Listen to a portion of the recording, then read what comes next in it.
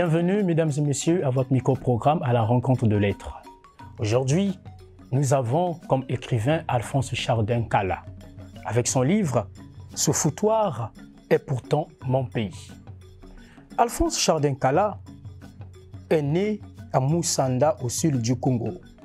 Licencié en littérature et civilisation africaine, poète, journaliste et enseignant, l'auteur est passionné par la culture. Il est aussi directeur du festival international Kimoko.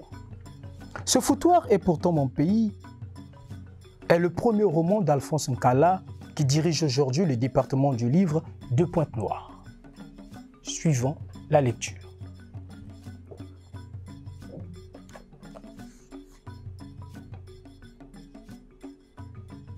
Mongale était revenu à Mouleleke, capitale de la République fédérale de Bati-Batuko. Dans l'avion qui la ramenait dans son pays natal, elle pensait à son enfance à Mouleleke, à ses séjours à la campagne pendant les vacances avec son père, sa mère et son frère Paul Damion Ngoko. Elle imaginait l'accueil que lui réservaient ses amis, ses parents, ceux qui avaient eu la vie sauve pendant la guerre qui lui avait fait quitter le pays. Elle pensait aussi au récit d'un compatriote venu récemment de Bati-Batuko et rencontré à Braha, la capitale du pays des Bindou, où elle était en exil. Ce compatriote lui avait parlé de ce ministre du Commerce du premier gouvernement de l'après-guerre qui, un jour, fit le tour des supermarchés pour exiger la hausse du prix du beurre pasteurisé. Non pas pour limiter des importations, mais pour que le bas peuple n'en connût plus le goût. Il fut ovationné à son arrivée au Conseil des ministres. Son Excellence Yandji Moussi Yandji Kaka, le chef de l'État, ne tarda pas à le hisser au rang de ministre d'État. Le peuple s'en indigna. Malouala figurait parmi les indignés qui s'exprimaient librement dans la rue. Il fut arrêté 2 jours après le Conseil des ministres.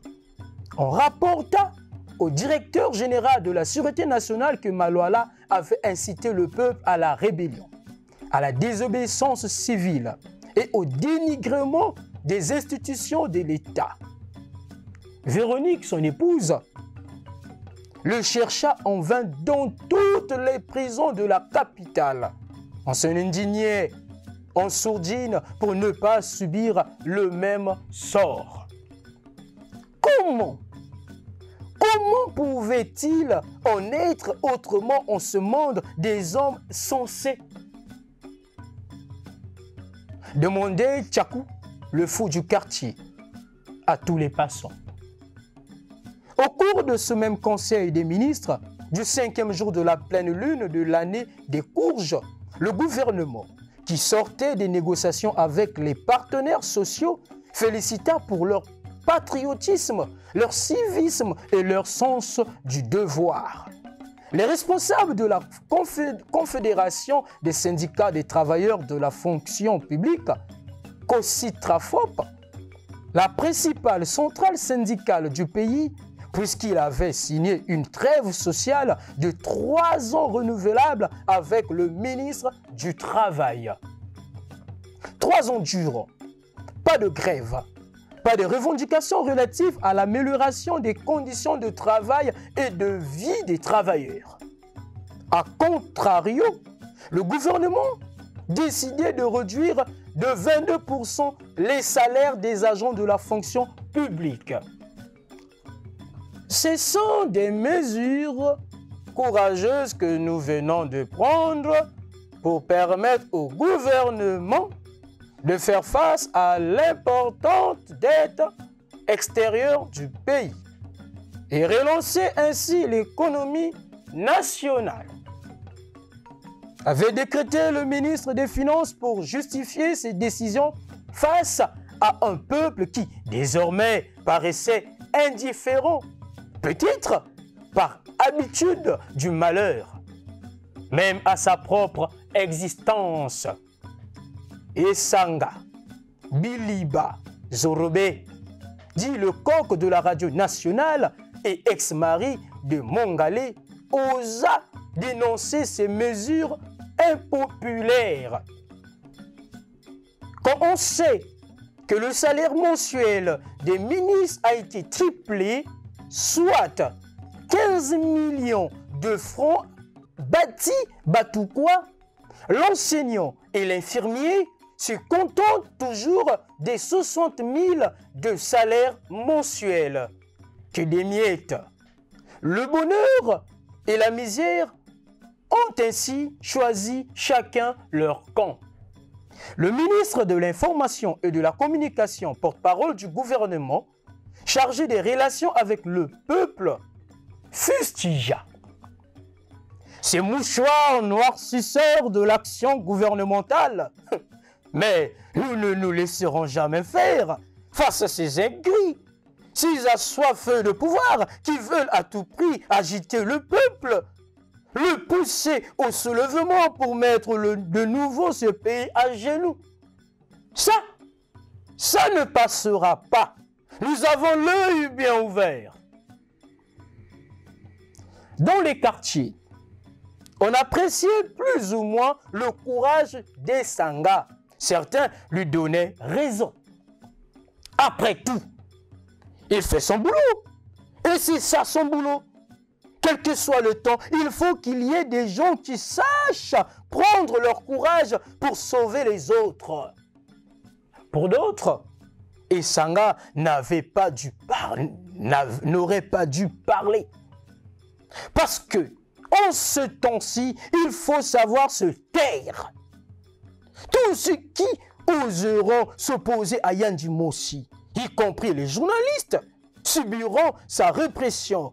Quand un pays sort de la guerre, tous les comportements convergent vers la violence, l'arbitraire, l'abus. Et puis, si Esanga veut jouer au héros, il n'avait qu'à comprendre qu'il n'y a de martyrs que morts. Certains sont dans leur tombe, d'autres portés disparus, subissant à jamais la loi du silence. Esanga, Biliba, Nzorobe furent jetés en prison et y compris jusqu'à la veille de la célébration du 19e anniversaire de l'indépendance. À 2 mois du retour au bercail de Mongale, Esanga revit le ciel, mais physiquement bien diminué, et donc réduit au silence.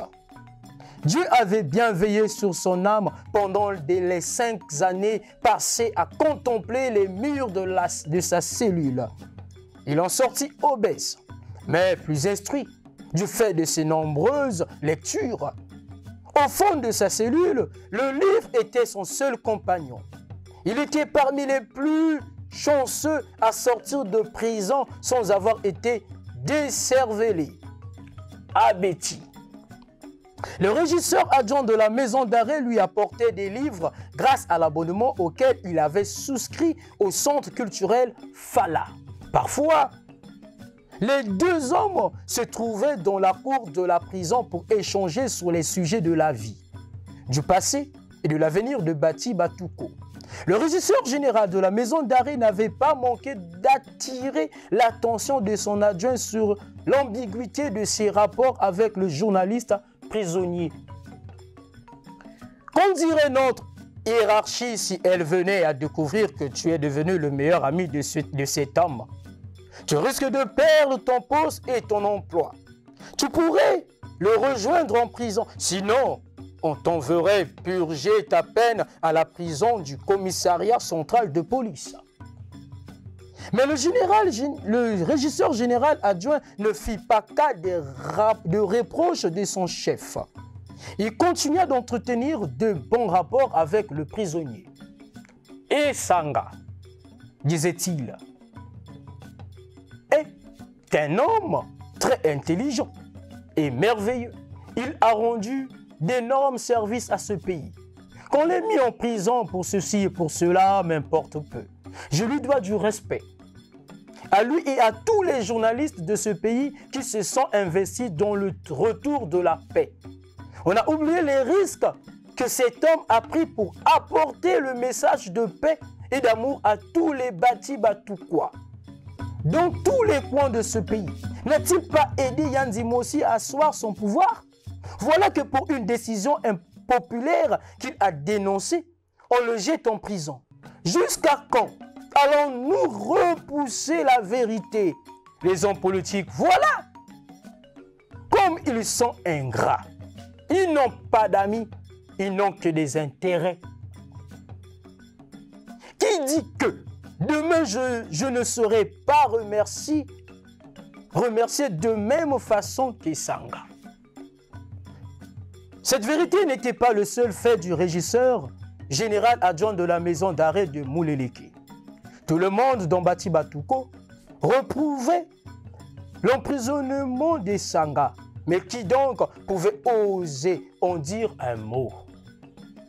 Les autres journalistes à la radio nationale lui dédiaient une pensée très forte chaque matin.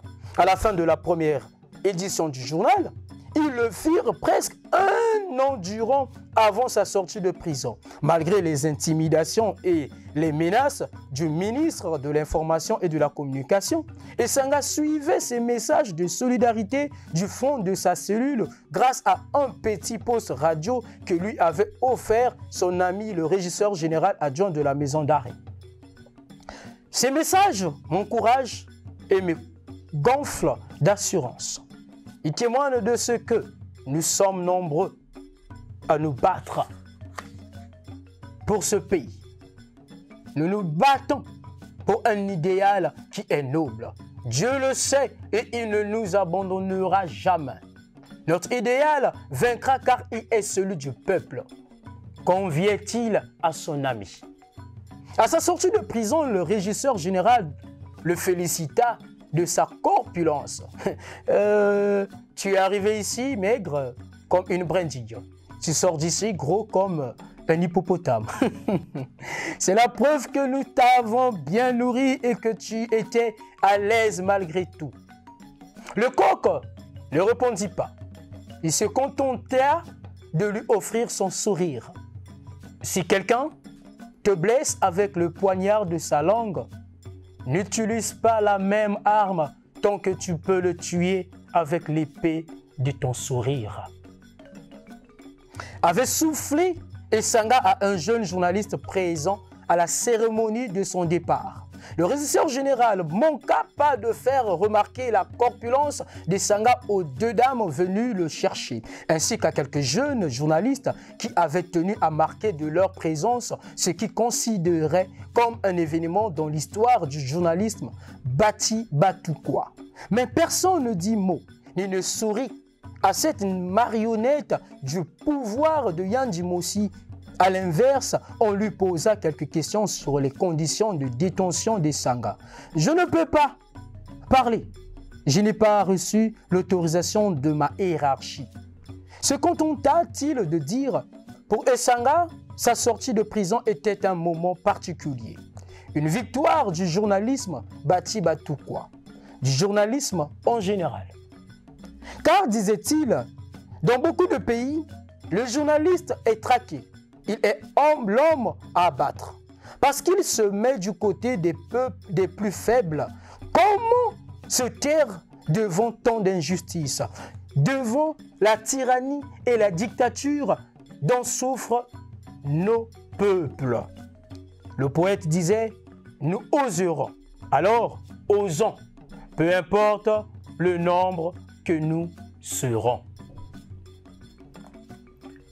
Merci, mesdames et messieurs, de votre fidélité à votre micro-programme à la rencontre de l'être. À nous revoir au prochain numéro.